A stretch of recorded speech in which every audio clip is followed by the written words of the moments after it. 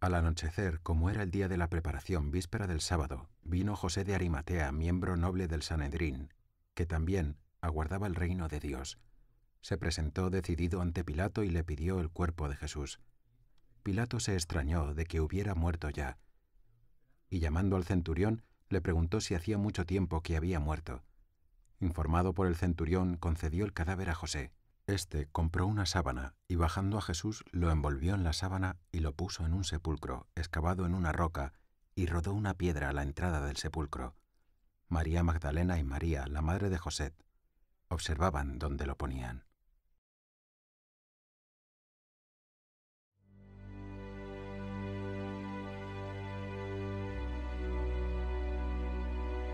Jesús ha muerto. La tristeza y el miedo no pueden paralizar a sus amigos. Es necesario cumplir con la tradición judía para el enterramiento. Lo primero era conseguir la autorización de Pilatos, para poder bajar el cuerpo de la cruz y darle sepultura debidamente.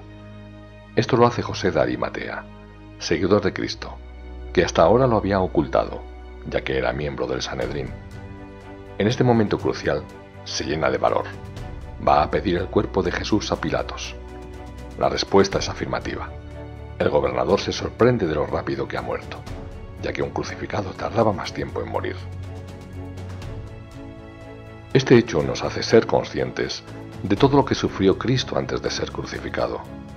Probablemente, con esta decisión, Pilatos quería vengarse del Sanedrín, que esperaba que el cuerpo de Cristo fuese a una fosa común, como era costumbre entre los ajusticiados.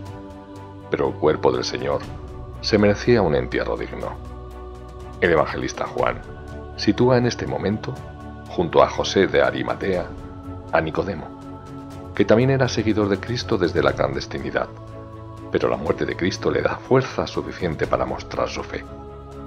Nicodemo tuvo con Jesús un diálogo muy interesante sobre nacer de nuevo para llegar al reino de Dios. En verdad te digo, que el que no nazca de nuevo no puede ver el reino de Dios. Hay que nacer por el agua y el Espíritu. Una vez que tienen la autorización, deben bajar a Cristo de la cruz. Las primeras representaciones datan del siglo IX, representando únicamente a Cristo, José de Arimatea y Nicodemo. Parece un tema complejo de representar, ya que deben bajar de la cruz un cuerpo muerto.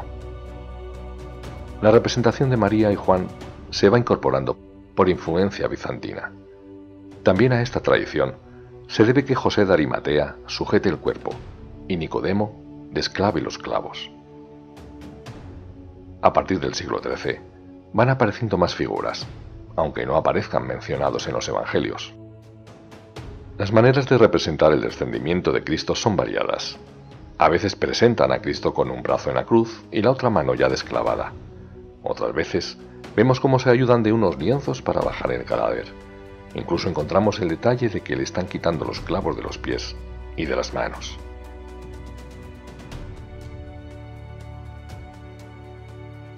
Los relatos bíblicos sobre los rituales funerarios revelan lo meticulosos que eran los judíos al preparar los cadáveres para su entierro.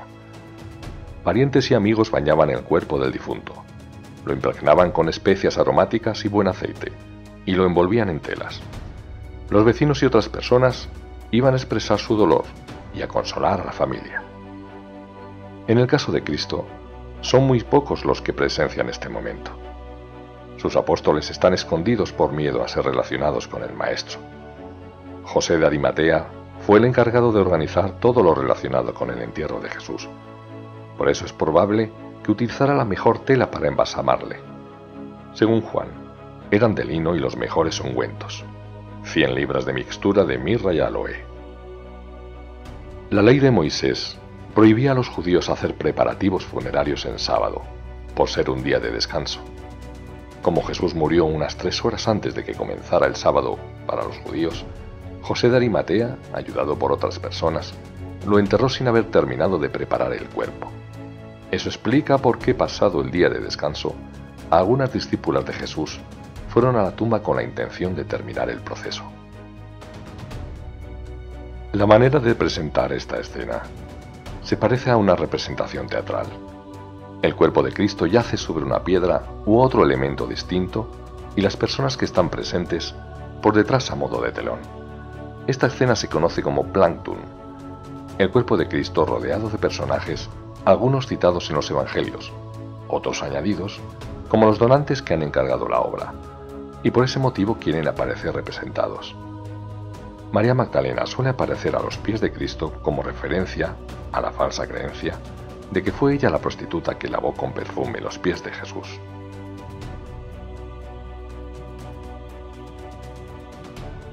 Este tema de la piedad no aparece en los evangelios. Según San Juan Pablo II, es como si los evangelistas con el silencio quisieran respetar su dolor, sus sentimientos y sus recuerdos, o simplemente como si no se considerasen capaces de expresarlos. Este tema puede tener su origen en la literatura mística bajo medieval. Es una iconografía que encontramos con frecuencia. María con el cuerpo de su hijo muerto invita a meditar y concentrarse en el drama de la pasión en un ámbito muy íntimo.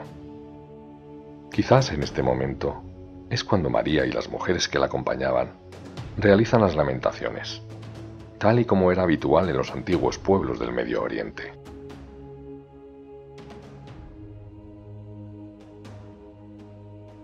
Los judíos enterraban rápidamente a sus muertos, por lo general el mismo día del fallecimiento. Dos eran las razones para actuar con tanta prisa. La primera, porque los cadáveres se descomponen pronto con el clima cálido de Oriente Medio. Y la segunda, porque dejar un cadáver sin sepultar durante varios días era, según el pensamiento de la época, una deshonra para el difunto y su familia.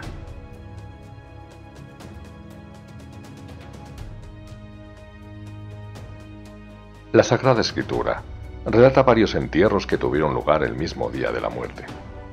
El de Ananías o el protomártir Esteban, en Hechos de los Apóstoles. Siglos antes, la amada esposa de Jacob, Raquel, falleció mientras estaba de viaje con su esposo y su familia. En lugar de volverse para enterrarla en la tumba familiar, Jacob le dio sepultura en el camino a Belén. José de Arimatea dispone para Jesús un sepulcro que no se había usado nunca en señal de respeto. Es más, podríamos decir de profundo respeto. Jesús había entrado en Jerusalén montado en un animal que tampoco había sido montado antes. El cuerpo de Jesús fue puesto en un sepulcro labrado en la roca. Estos sepulcros tenían una entrada estrecha y en su interior se cavaban nichos, donde la familia enterraba a sus seres queridos. Cuando la carne se descomponía, se recogían los huesos secos y se depositaban en una urna de piedra u osario. Así se hacía lugar para los futuros enterramientos. Tal era la costumbre en tiempos de Jesús. El Evangelio de Marcos nos cuenta cómo los sumos sacerdotes y fariseos solicitan a Poncio Pilatos que ponga vigilancia en el sepulcro. Tienen miedo de que sus discípulos roben el cuerpo y digan que ha resucitado. Pilatos les complace en la petición, sella la roca y pone guardia. El cuerpo de Cristo reposa en el sepulcro. Jesús descendió a los infiernos.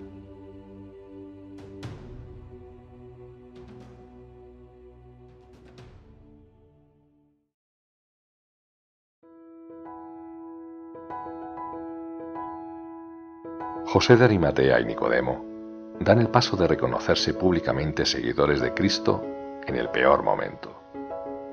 Cuando Jesús ha muerto y parece que todo lo que había anunciado sobre el reino acababa con él. Nicodemo, que se había acercado a hablar con Jesús de noche, de manera clandestina y pidiendo discreción, en el momento de la muerte del Maestro, baja su cuerpo de la cruz a la vista de todos. José de Arimatea, el que pertenecía al Sanedrín, tiene el valor de ir a pedir a Pilatos el cuerpo del Mesías. Le pedimos al Señor que nos infunda la fortaleza de ellos para hacer frente a la vida cuando la situación sea difícil y la incertidumbre nos invada, que en esos momentos confiemos en Jesús y nos agarremos a Él, que seamos fieles como las mujeres que no le abandonaron en ningún momento, que seamos auténticos discípulos.